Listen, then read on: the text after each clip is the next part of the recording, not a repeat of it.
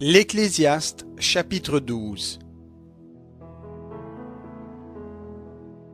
Mais souviens-toi de ton Créateur pendant les jours de ta jeunesse, avant que les jours du malheur viennent et que les années soient proches, dont tu diras « Je n'y trouve aucun agrément », avant que s'obscurcissent le soleil et la lumière, la lune et les étoiles, et que les nuages reviennent après la pluie.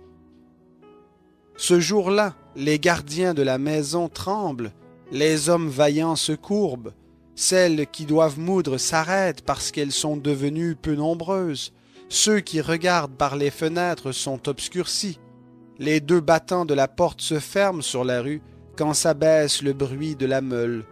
L'on se lève au chant de l'oiseau, toutes les chanteuses s'affaiblissent. L'on craint ce qui est élevé, l'on a des terreurs en chemin. L'amandier fleurit, la sauterelle devient pesante, la câpre n'a plus d'effet, car l'homme s'en va vers sa demeure éternelle. Et les pleureurs circulent dans la rue, avant que le cordon d'argent se détache, que le globe d'or se casse, que la jarre se brise sur la source et que la roue se casse sur la citerne, avant que la poussière retourne à la terre comme elle y était, et que l'esprit retourne à Dieu qui l'a donné. Vanité des vanités, dit l'Ecclésiaste, tout est vanité. Outre que l'Ecclésiaste fut un sage, il a encore enseigné la connaissance au peuple.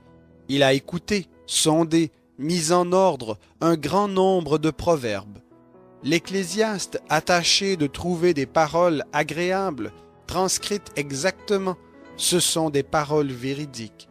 Les paroles des sages sont comme des aiguillons. Les auteurs de recueils sont comme des clous plantés. C'est le don d'un seul pasteur. Du reste, mon fils, tire-en instruction. On ne finirait point de faire un grand nombre de livres et beaucoup d'études est une fatigue pour le corps. Écoutons la conclusion de tout le discours. Crains Dieu et observe ses commandements. C'est là tout l'homme.